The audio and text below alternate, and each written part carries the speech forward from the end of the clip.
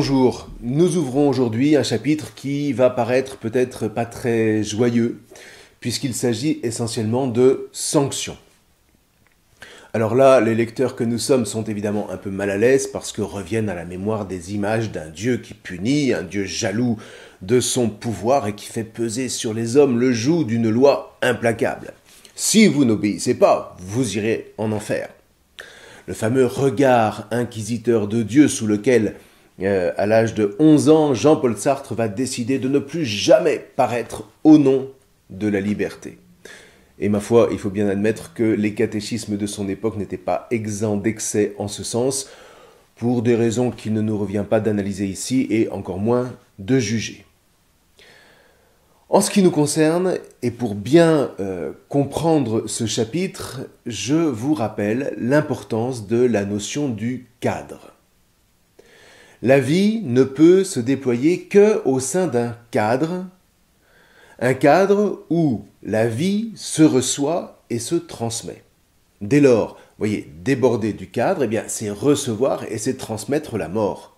De la même manière, souvenons-nous que les berges d'un fleuve sont le cadre qui permet à l'eau de suivre son cours vers la mer et d'héberger la vie.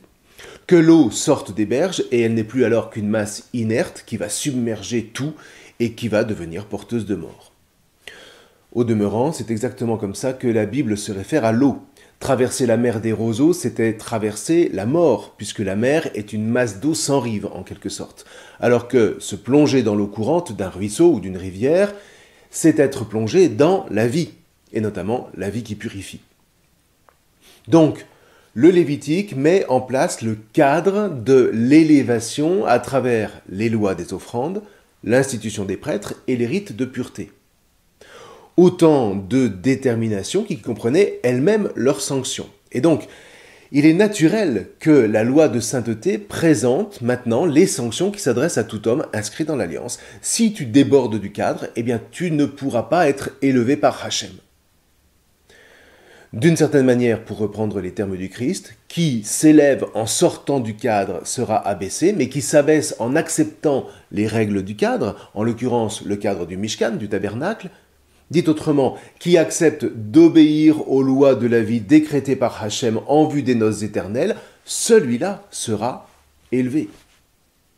Alors comment sera-t-il élevé? Mais par la participation aux offrandes, bien entendu. Il ne s'agit pas ici d'élévation purement morale ou idéologique. Pas plus d'ailleurs qu'avec le Christ. Toujours est-il que, quand le texte, on va le voir, décline les débordements possibles, son but n'est pas d'établir un catalogue de punitions, mais, fort d'une histoire pleine d'expérience, le Lévitique passe en revue les situations qui, objectivement, sont incompatibles avec l'alliance de Hachem. C'est donc assez honnêtement qu'il énonce les sanctions. Des sanctions validées par tout fils d'Israël qui accepte de répondre à la convocation de Hachem à entrer dans cette dynamique de vie qu'est l'Alliance. Dit encore autrement, choisir de vivre dans le cadre de l'Alliance en ayant foi en Hachem, eh bien ça s'appelle le courage, dont la sanction est la liberté. Sortir du cadre, pour n'en faire qu'à sa tête sans en référer à personne, s'appellera la témérité, dont la sanction est l'esclavage. Alors voyez, j'essaye de vous tourner ça dans tous les sens pour que vous effaciez vraiment de votre imaginaire toute idée de punition ou de châtiment, comme disent par exemple les sous-titres de vos Bibles. Parler de sanction, ce n'est pas parler de punition. Il n'y a de punition que lorsque le cadre manque, justement, ou n'a pas été validé par toutes les parties. Ça, vous voyez, c'est un principe de base de toute éducation, de tout gouvernement. Alors ceci dit, le cadre, une fois institué, si c'est un cadre de vie, eh bien, il va évoluer. Comme le cadre du désert va évoluer pour devenir le cadre de la terre de la promesse, puis le cadre de la diaspora juive, ou le cadre de l'église chrétienne. Mais c'est toujours à la base le même cadre, le cadre de l'alliance, le cadre du Mishkan, qui sait s'adapter, parce que c'est un cadre de vie. Un cadre qui ne s'adapte pas est un cadre de mort, un cadre qui rend esclaves ceux et celles qui l'emprisonnent. Et là, fuyez! Du coup, dans la mesure où établir un cadre comporte nécessairement la mise en place des sanctions qui veillent à répondre à tout débordement mortifère, eh bien, Il était donc nécessaire que le chapitre 20 du Lévitique liste ces sanctions. Au moins, qu'est-ce que vous voulez, on sait à quoi s'en tenir, et ça aide à mobiliser ensemble le vrai courage. Ce sont des sanctions structurantes, à l'instar des interdits. Vous voyez, tout ça, c'est assez puissant. Alors ceci dit, littérairement parlant, les sanctions du chapitre 20, aussi abruptes soient-elles, font toutes référence au chapitre 18, ce qui positionne le chapitre 19 au centre, et donc en fait le point focal de ces trois chapitres. Sans eux, le chapitre 19 paraîtrait assez gentillet et pourrait passer complètement inaperçu, alors même que cet encadrement par les chapitres 18 et 20 manifeste précisément l'inverse. Le chapitre 19 est même le plus important de tout le livre, celui qui dit le sens de la justice. Du coup, il déborde sur les chapitres qui l'entourent, puisque tous les décrets qui sont de part et d'autre demeurent énigmatiques, voire même assez discutables s'ils sont lus sans la lumière de ce chapitre 19. Bref, alors une fois tous ces préliminaires rappelés, et c'était essentiel, reprenons la lecture, et donc on va faire ici des allers-retours. Il faut s'accrocher un tout petit peu. Les versets 2 à 5 du chapitre 20 reprennent l'interdit des sacrifices d'enfants qu'on a entendu en Lévitique 18-21, mais en ajoutant donc les sanctions de mort pour les contrevenants. Et pour la première fois apparaît la lapidation comme mode d'application des peines. Et là, vous voyez, il ne s'agit pas simplement de punir un forfait au nom des valeurs, parce que précisément, les nations à cette époque concevaient tout à fait qu'on sacrifie un enfant en situation de crise. Il s'agit de s'inscrire dans la dynamique de l'alliance qui est censée faire un peu, quand même, avancer la conscience de l'humanité, c'est vrai. Or, cette dynamique de l'alliance est celle du serviteur impitoyable de la parabole de Jésus. Moi, dit Hachem, j'ai racheté tes fils de la mort, et toi, tu les vendrais en les immolant aux idoles? On se rappelle que Molech est moins le nom d'un dieu que la pratique même des sacrifices humains. Eh bien, que la mort que tu invoques sur ton enfant et qui contredit l'alliance à laquelle tu t'es pourtant attaché, que cette mort donc retombe sur toi. Et ça n'est pas un éclair qui tombe du ciel, non, c'est le peuple de l'Alliance qui va exécuter la lapidation, de sorte, dit le verset 4, que ne s'installe jamais l'omerta. De toute façon, Hachem, lui, voit la faute qu'il dénonce comme une tromperie de l'Alliance. Voilà un thème qui fera fortune chez les prophètes, comme Osée par exemple. Sacrifier un enfant à Molech, c'est se prostituer dans le cadre d'une alliance qui, elle, vise aux noces d'Israël et de Hachem. Et de fait, qu'est-ce que vous voulez en dehors de cette perspective des noces, pourquoi la prostitution serait-elle condamnable? Dans la culture païenne, elle pouvait être sacrée sans problème. Et aujourd'hui, si elle génère du profit, c'est qu'elle est bonne, non? Vous voyez, hors du cadre de l'alliance, la prostitution est une bonne chose. En revanche, dans le cadre de l'alliance et dans la pensée analogique qui lui est inhérente, c'est-à-dire dans le cadre de la sainteté qui mène à la rencontre nuptiale par le chemin de la vie, immoler sa progéniture, c'est valider un culte diamétralement opposé à celui de Hachem. C'est lui préférer la prostitution et donc s'exposer aux sanctions de l'alliance par le retranchement du peuple. Alors on ne dit pas que le clan qui pratique l'omerta sera voué à l'extermination, mais à tout le moins, par omission, il se met lui-même sur la touche du cadre de l'alliance. Et pratiquer la nécromancie, poursuit le verset 6. Cette nécromancie dont il a été question par ailleurs au chapitre 19, c'était au verset 31, c'est allé dans le même sens. Là, on ne donne plus la mort, mais on joue avec les morts. Or, à nouveau, la sainteté, c'est le choix inconditionnel de la vie dans le cadre des noces promises avec Hachem. Donc, jouer avec les morts, c'est cracher à la figure de Hachem, de sorte que la sanction est tout bonnement que Hachem détourne sa face. Vous voyez, le cadre de la sainteté est serré parce que c'est la vie qui est en jeu. Et c'est ce que réaffirme le verset 7. Vous vous sanctifierez et vous serez saints, car moi, Hachem, je suis votre Elohim. Alors, quand on a compris que le thème sous-jacent est vraiment celui des noces éternelles auxquelles prépare la convocation à la sainteté, les versets 10 à 21, à leur tour, ne présentent pas de difficultés majeures. D'une part, ils reprennent en partie la séquence du chapitre 18 des versets 6 à 23 sous le fil conducteur de l'union maritale qui interdit les unions entre individus marqués par ce lien de près ou de loin. D'autre part, la liste des manquements est classée selon la nature de la sanction. Mais, bon, avant de voir cet ensemble, remarquons quand même qu'il est posé comme au début du chapitre 19 sous le sceau de la bénédiction de la mère et du père, quand bien même la formulation soit négative puisqu'elle dit « tu ne maudiras pas ». Ce père et cette mère qui restent comme les intermédiaires premiers des dons de Hachem, pour ainsi dire. Et puis, c'est psychologiquement assez bien vu, la psychanalyse entre autres a suffisamment montré qu'une vie dissolue trouve souvent racine dans un rapport blessé au père ou à la mère que l'enfant va tenter de résoudre en se mettant hors cadre. Et pour aller aussi loin que possible, les noces de l'agneau auxquelles le Christ convoque ses disciples ne peuvent elles-mêmes être envisagées que dans un rapport de glorification du Père éternel, sans quoi Jésus nous entraînerait dans une espèce de secte dont il ne serait qu'un gourou comme les autres. C'est parce qu'il est lui-même dans une glorification du Père de tous les instants, comme le montre remarquablement le chapitre 17 de l'Évangile selon saint Jean, que Jésus peut nous entraîner dans la lumière des noces éternelles. Perdons ce rapport au Père et toutes les raisons qui légitiment la fidélité dans le mariage chrétien volent en éclats. Preuve s'il en est, la campagne à grand renfort de publicité de Gleden en 2013. Être fidèle à 2 hommes à la fois, c'est être 2 fois plus fidèle. Mais oui.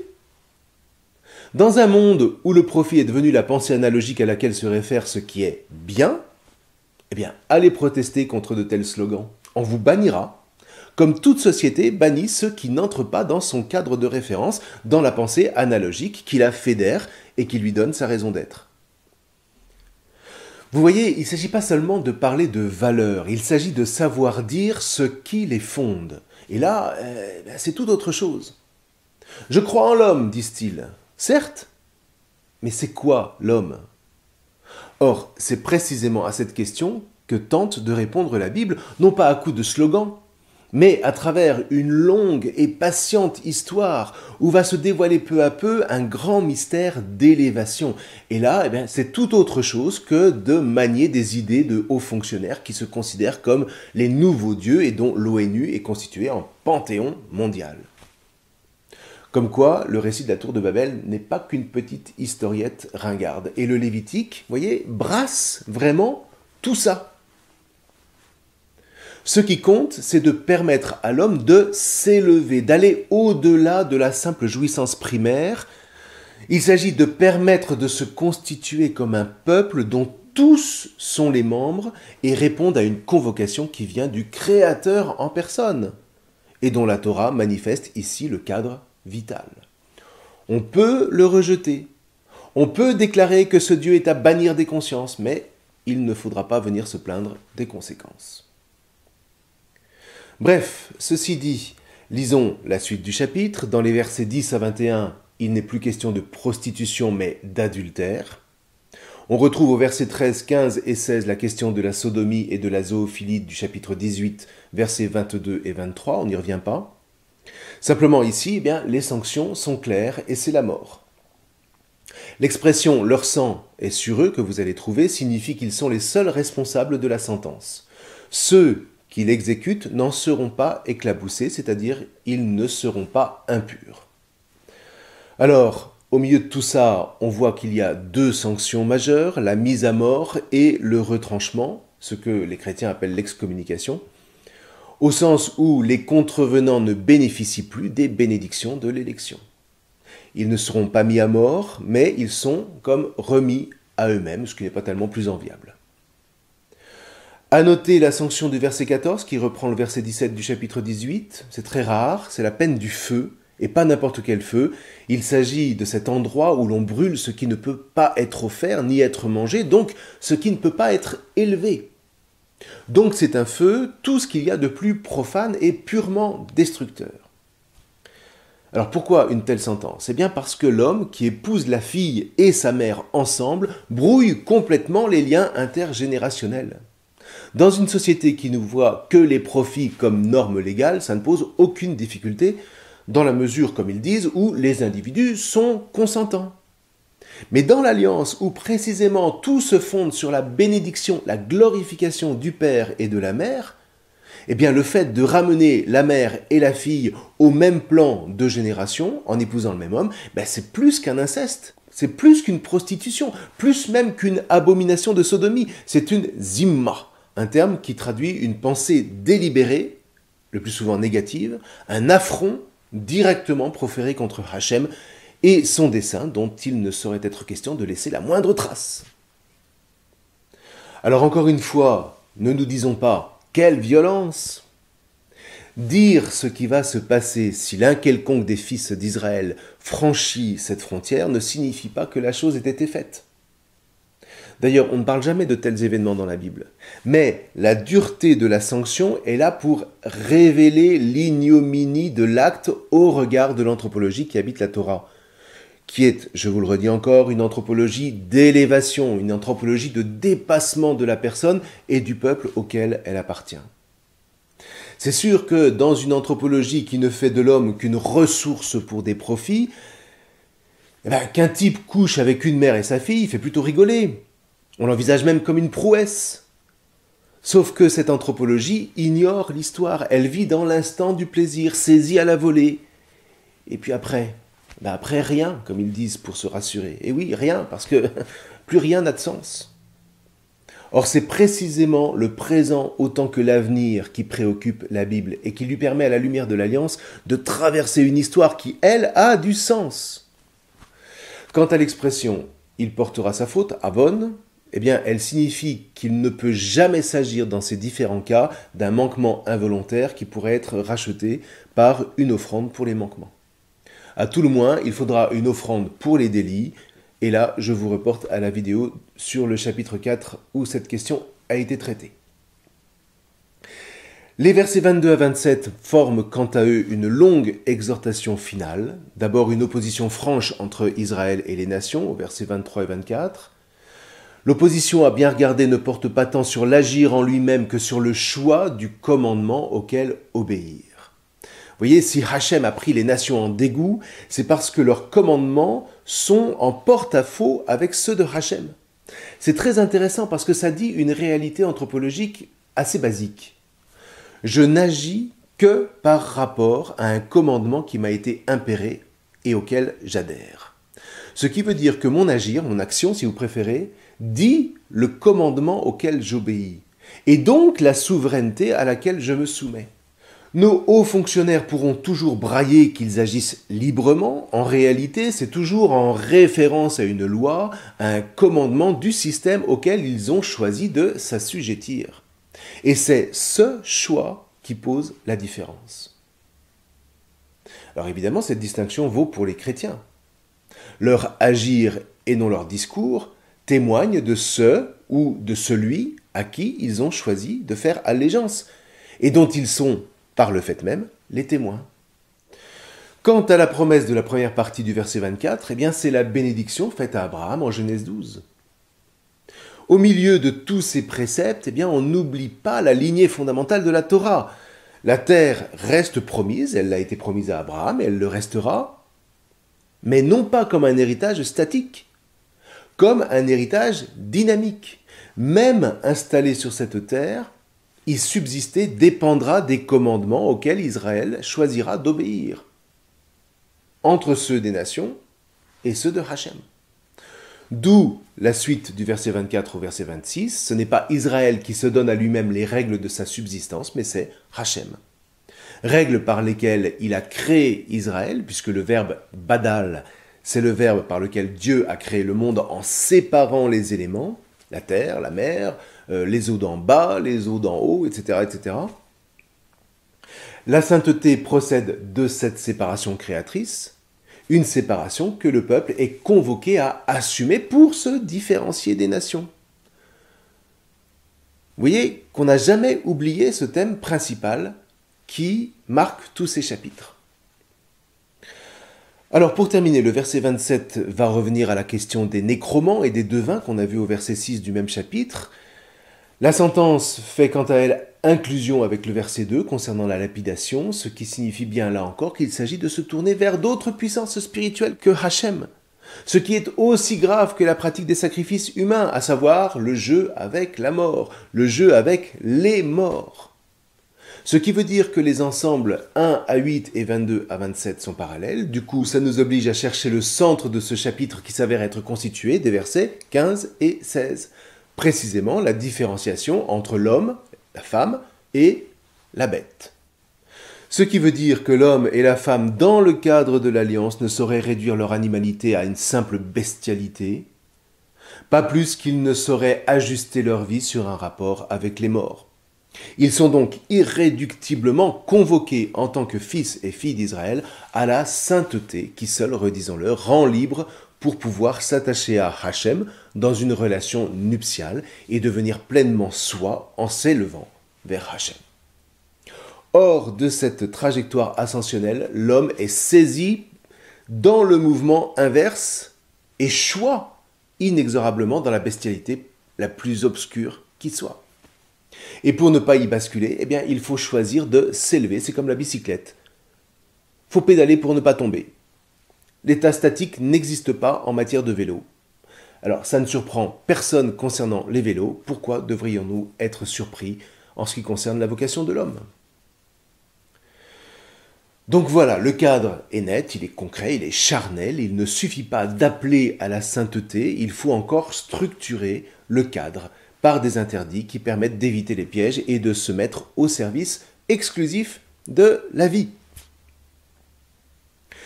Quand les prophètes rappelleront Israël à l'ordre pour que la terre ne soit pas perdue malgré les dangers qui se profileront plus tard, ils ne feront pas référence à autre chose qu'à ces chapitres du Lévitique. Ou peut-être à l'inverse, si le Lévitique a été écrit en exil, c'est sur la prédication prophétique qu'il base son discours, donc ce qu'il énonce, c'est forcément passé à un moment ou à un autre, d'une manière ou d'une autre, ce qui renforce encore plus la pertinence ou la perspicacité de son propos. Donc vous voyez, par quelque bout qu'on le prenne, ce chapitre 20 se présente comme absolument essentiel. Et si on devait résumer, l'appel qui retentit pourrait s'énoncer de la manière suivante: soyez saints comme je suis saint, vous n'êtes pas des bêtes, vous êtes, en obéissant à cette Torah de sainteté et seulement par elle, les rois de la création. En dehors d'elle, vous en serez les destructeurs. Alors ceci dit, cette sainteté ne saurait subsister par ailleurs sans celle des prêtres qui en sont les gardiens. C'est ce que nous verrons la prochaine fois avec les chapitres 21 et 22. Voilà, je vous souhaite une bonne lecture de ce chapitre 20 du livre de Lévitique. Je vous remercie.